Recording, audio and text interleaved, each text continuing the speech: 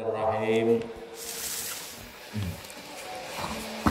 Alhamdulillahilladzi ja'ala al-'ilma arfa'a as-sifatil kamaliyah wa asyhadu an la ilaha illallah wahdahu la syarika lah alladzi khassa man sa'a min 'ibadihi bil ma'asir al-hukmiyah wa asyhadu anna Muhammadan 'abduhu rasuluh alladzi khassahu Allah ta'ala bi jami' kamalatil 'ubudiyyah wa sallallahu ala sayyidina Muhammadin alladzi mala'a Allah ta'ala qalbahu sallallahu alaihi wasallam min jalalihi al-a'la jalla wa ala wa ayyanahu sallallahu alaihi wasallam min jamalil asna wa sara sallallahu alaihi wasallam masruran mansuran wa ala alihi wa ashabihi as-salikin ala nahjihi wa nalu khairan wafira amma ba'du. Qala al-mu'allif rahimahullah ta'ala wa nafa'ana bi'ulumihi bidaraini amin. Wal maqalah al-khamisatu wal khamsun, maqalah yang ini betul ya? Maqalah yang ke-55. Qala berkata siapa Malik bin Dinar, siapa Malik bin Dinar. Jadi ini kita membicarakan tentang maqalah para ulama-ulama ahli sufi, yang kalau kemarin kita menyampaikan adalah Dhinnun al-Misri, maqalah Dhinnun al-Misri. Dhinnun al-Misri ini adalah memang beliau orang Mesir. Ini adalah beliau ini wafat. Dhinnun al-Misri ini wafatnya 249 Hijriah. Jadi masih zaman dahulu kala ya, atau 856 Masehi. Taubatnya, sebab taubatnya Dhinnun al-Misri. Dhinnun al-Misri itu kalau kemarin yang kita bicara, sekarang adalah bagaimana kalian supaya mengenal siapa itu ulama-ulama besar itu. Dhinnun al-Misri ini sebab taubatnya awal-awalnya masih agak termasuk pemuda-pemuda agak nakal gitu. Suatu ketika beliau itu dalam perjalanan terus tertidur. Di tengah perjalanan itu beliau kemudian terbangun dan kemudian lihat kanan kiri, ada melihat anak burung jatuh dari sarangnya, dari sarangnya. Kalau jatuh itu kan burung tidak bisa ngambil di bawah, logikanya mati. Tapi inilah Allah Subhanahu wa ta'ala menganugerahkan rezeki kepada seluruh makhluknya Allah, siapapun juga dalam semesta ini. Makanya yang tidak punya akal saja seperti burung Allah memberi makan. Semut saja tidak pernah sekolah, SMP, SMA, S1, S2, semua ada yang S1, S2, bisa makan ya, bisa berkembang biak. Jadi manusia itu yang penting punya ikhtiar, jangan kalian putus asa. Yang penting kita itu ikhtiar, Allah pasti akan memberikan jalan keluarnya. Yang penting tugas kita itu ikhtiar. Maka kemudian makhluk Allah yang ada di alam semesta, bahkan diceritakan ada makhluknya Allah itu ada di dalam batu, hidupnya seperti seperti ulat-ulat yang ada di dalam batu, dan itu di dalam di tengah lautan, di dasar laut. Itu pun Allah bertanggung jawab untuk memberi makan.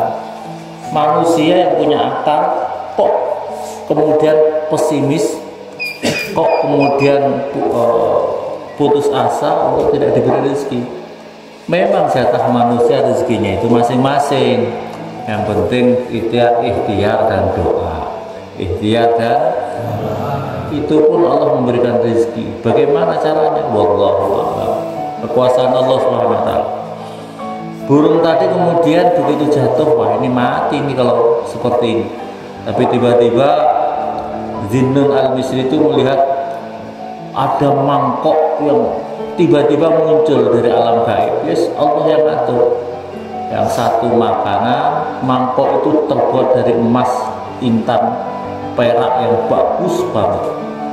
Kemudian yang satu adalah memberi makan untuk burung itu, yang satu memberi minum burung itu. Berarti Masya Allah, rahmat Allah luar biasa. Maka kemudian menjadi taubatnya. Kenapa dikatakan Zinnun al-Misri? Zinnun, nun itu adalah, nun itu artinya adalah ikan nun. Nun itu adalah ikan nun. Suatu ketika beliau itu naik perahu, naik kapal, zaman dahulu naik kapal. Kemudian tiba-tiba di dalam kapal itu ada saudagar yang kehilangan permatanya yang sangat indah. Karena Zinnun al-Misri ini pakaiannya sederhana. Kemudian orang-orang dituduh, kamu saling mencurigai. Kemudian yang dicurigai karena dia saudagar, anak buahnya banyak, diarahkan kepada Zinnun al-Misri. Zinnun al-Misri. Kemudian anak buahnya itu pada mukul, dipukul Zinnun al-Misri. Enggak, kami tidak ngambil, tapi tetap dipukul. Aja terus menerus. Kemudian pokoknya kamu harus mengalah, digeledah enggak ada, tapi kamu harus bertanggung karena dicurigai Zinnun al-Misri. Kemudian akhirnya apa?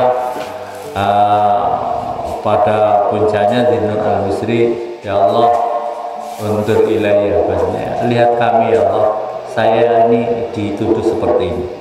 Tiba-tiba seluruh lautan itu penuh dengan ikan an-nun itu. An-nun dengan membawa permata yang sangat indah luar biasa. Nah, kemudian Zinnun al-Misri mengambil dari mulut salah satu ikan itu yang lebih indah, lebih berharga daripada saudagar tadi yang kehilangan, dikasihkan. Maka semuanya tobat, ya, tobat di hadapan Zinnun al-Misri. Inilah orang-orang yang dikasih Allah itu pasti dalam keadaan genting itu ditolong oleh Allah. Tapi ya gitu, wali-walinya Allah itu mesti melalui ujian-ujian yang sangat berat. Ujian-ujian yang sangat berat, dicemooh, dicaci maki, ya, difitnah, itu biasa. Kalau seorang wali itu difitnah, diberikan ujian, itu tandanya mau diangkat derajatnya oleh Allah Subhanahu wa Ta'ala. Asal sabar, Zinnun al-Misri itu pernah ditanya tentang hakikat cinta. Apa itu hakikat cinta ya Syekh? Maka jawabnya beliau bahwa hakikat cinta itu adalah kepada Allah, bahwa jika engkau mencintai Allah, maka engkau harus mencintai seluruh yang dicintai oleh Allah Subhanahu wa Ta'ala, dan engkau membenci apa yang dibenci oleh Allah Subhanahu wa Ta'ala. Ini perhatikan di sini. Ini Zinnun al-Misri. Kalau kamu ingin tahu hakikat cinta itu adalah bagaimana engkau mencintai Allah dan mencintai seluruh yang dicintai oleh Allah. Paham apa paham? Membenci seluruh apa yang dibenci oleh Allah. Perhatikan itu. Jadi kau mencintai Allah, kamu mencintai seluruh yang dicintai Allah. Allah cinta sama orang-orang soleh, para wali-walinya, kekasih-kekasihnya itu para wali-walinya Allah. Allah mencintai Al-Quran, Allah mencintai orang-orang soleh, Allah mencintai orang-orang yang melakukan kebaikan-kebaikan. Allah murka sama setan, sama iblis, sama pengikut-pengikutnya setan, pengikut-pengikutnya iblis, yang menjadi jamaahnya iblis, yang menjadi makmumnya iblis, yang menjadi asistennya iblis, yang menjadi pengikutnya iblis. Jadi kalau kamu santri kok masih mendukung, mencintai orang-orang yang melawan Allah, melanggar Allah, berarti kamu tidak mempunyai rasa cinta kepada Allah. Dan yang berikutnya lagi, engkau tolak apa-apa yang merintangimu menuju jalannya Allah, dan menolak apa-apa yang menyebabkan kamu dirintangi untuk menuju kepada Allah Subhanahu.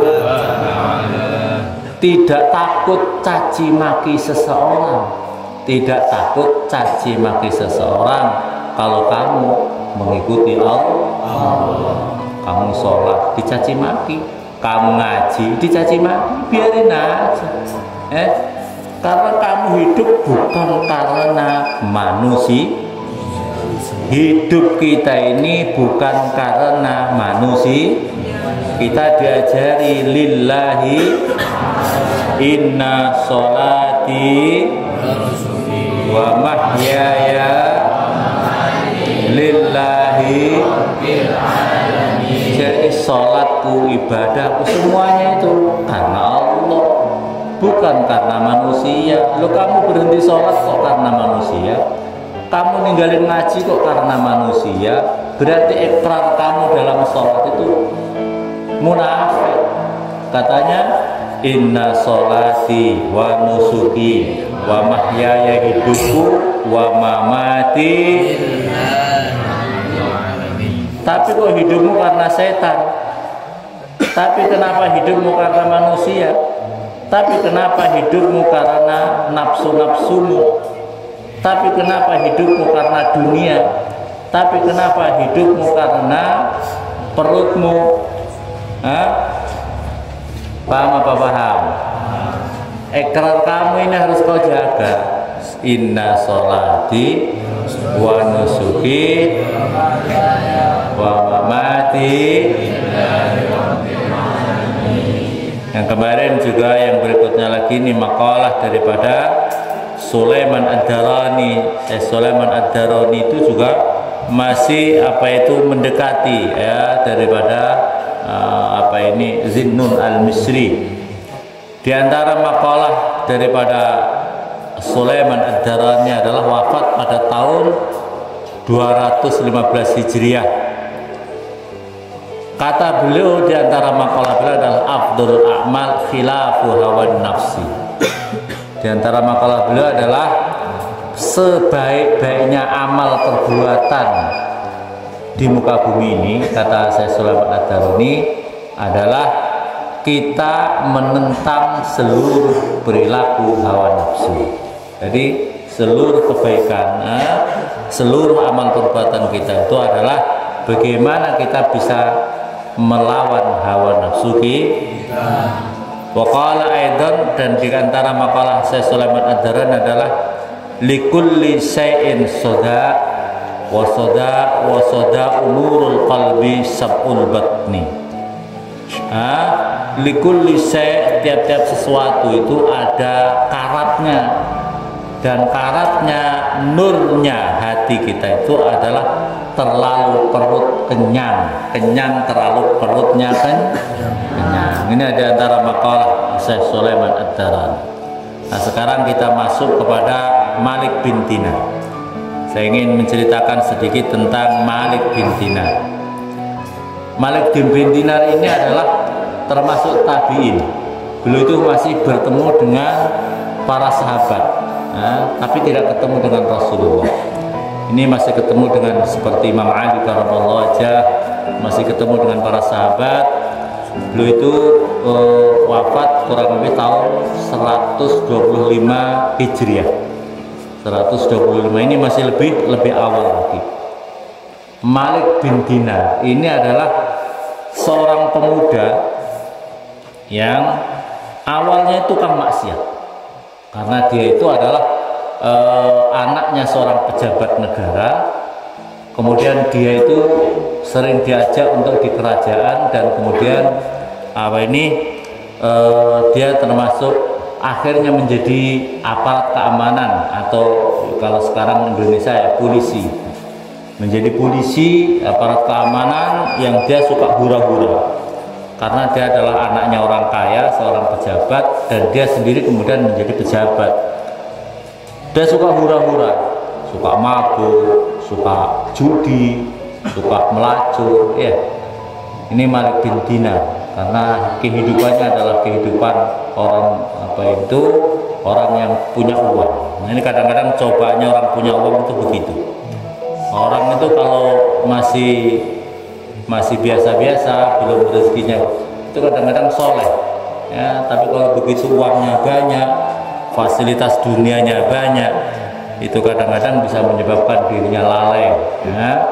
Kemudian lalai, paham apa paham?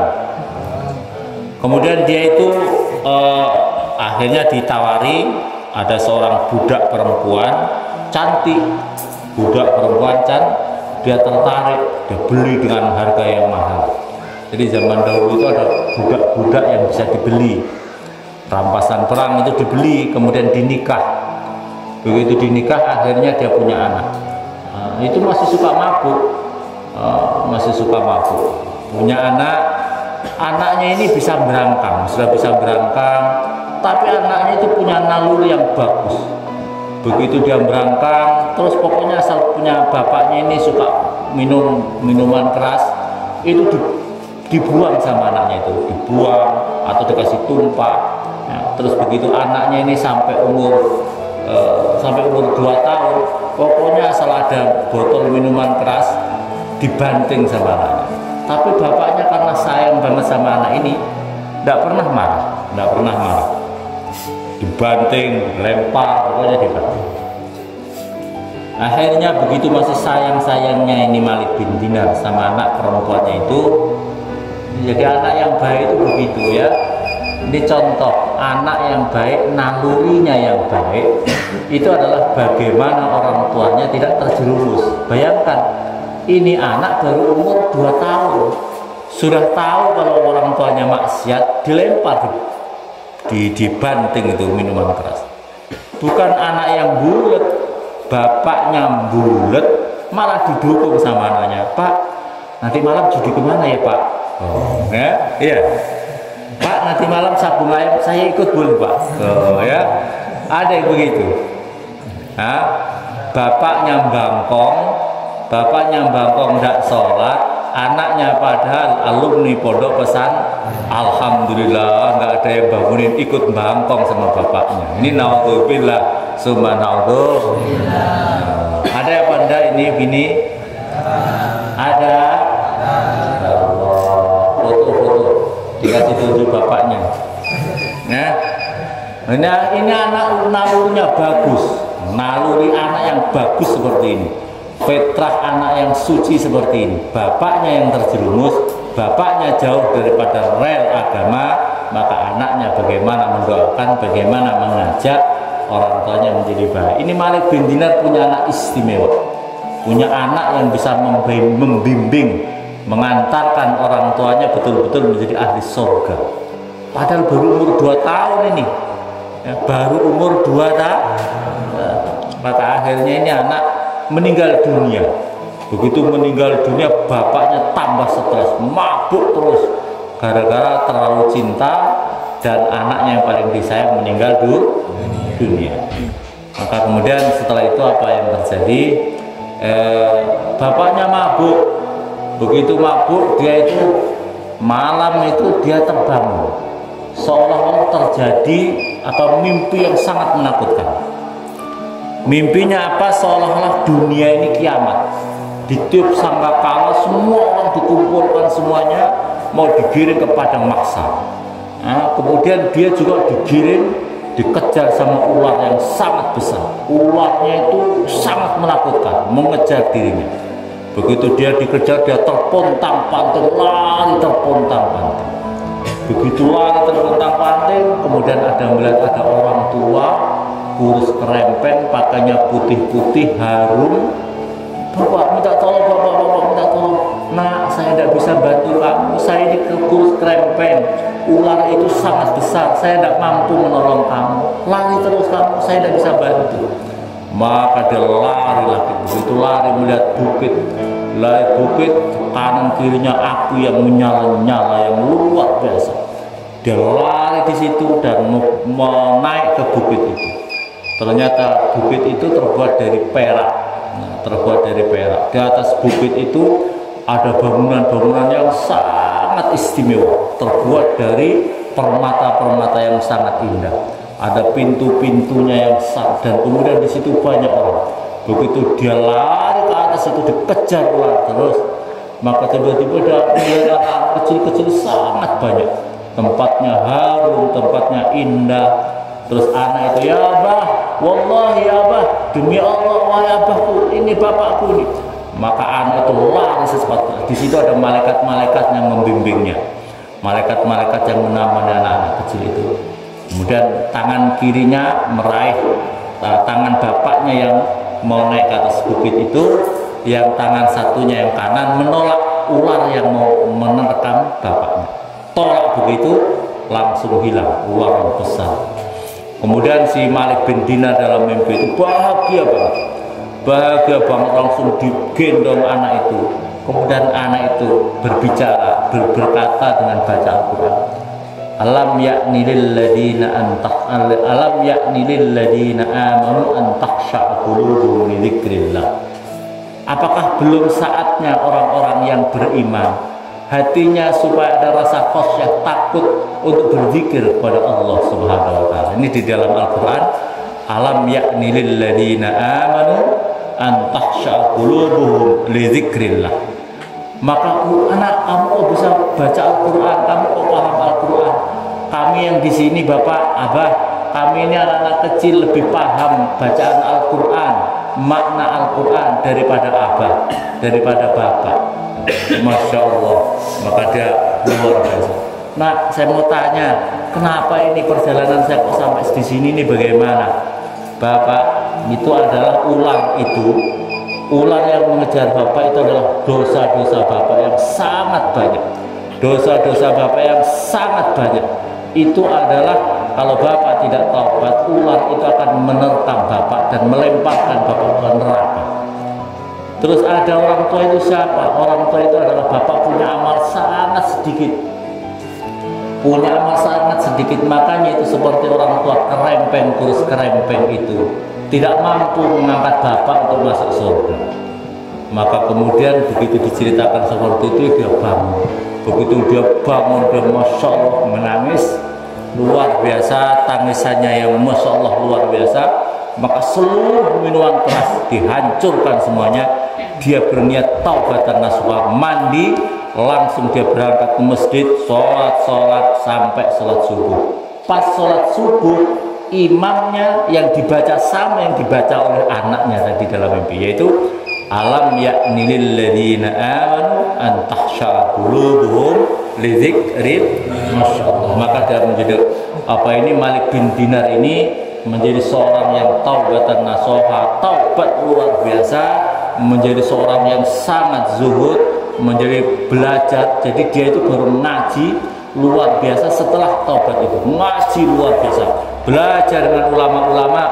Kemudian dia menjadi muhaddis, seorang ulama ahli hadis, yang diantaranya salah satu periwayatannya ada 40 hadis yang dibilang oleh ulama-ulama ahli hadis adalah tingkatan hasan. Jadi Malik bin Dinar menjadi ulama ahli hadis yang luar biasa setelah dia belajar dan ngaji. Jadi ini yang harus kita diambil pelajaran adalah seorang yang ingin taubatan nasuha harus ngaji. Oh, tobat tok, astagfirullahaladzim, tapi tidak ngaji. Karena kualitas taubat itu akan ternilai kalau punya ilmu. Ya, kita harus punya ilmu, harus ngaji, harus belajar dengan ulama-ulama paham. Malik bin Dinar ini juga sama dengan punya kisah yang hampir mirip dengan Dinnun al-Misri. Suatu ketika naik kapal, naik perahu, naik kapal itu dia itu begitu naik diuji oleh Allah, kemudian uangnya dicopet sama orang. Jadi dia punya uang dicopet sama orang. Begitu dicopet akhirnya di dalam suruh bayar, gak punya uang. Kamu punya uang gimana nih? Hajar sama awak kapal, ABK kalau bahasa sekarang, ABK anak buah belajar, lemparkan saja ini, lemparkan ke laut. Begitu mau dilemparkan di laut, maka kemudian seluruh ikan-ikan di laut, ini kalau tadi kan ikan nur saja, ikan nur, semua ikan di laut keluar, monyongnya itu membawa uang dinar. Uang dinar itu uang emas, uang dinar itu uang emas. Maka kemudian salah Malik bin Dinar ngambil salah satu di monyongnya ikan itu, di mulutnya diambil, bayarkan ke ABK, dan itu sudah lebih daripada cukup karena itu uang emas, lebih daripada cukup. Masya Allah. Kemudian beliau keluar dari kapal itu berjalan kaki di atas lautan, berjalan kaki di atas lautan. Malik bin Dinar, Masya Allah. Ini ulama-ulama luar biasa. Inilah ulama-ulama sufi yang dekat dengan Allah Subhanahu wa Ta'ala. Jadi ini ada antara makalahnya.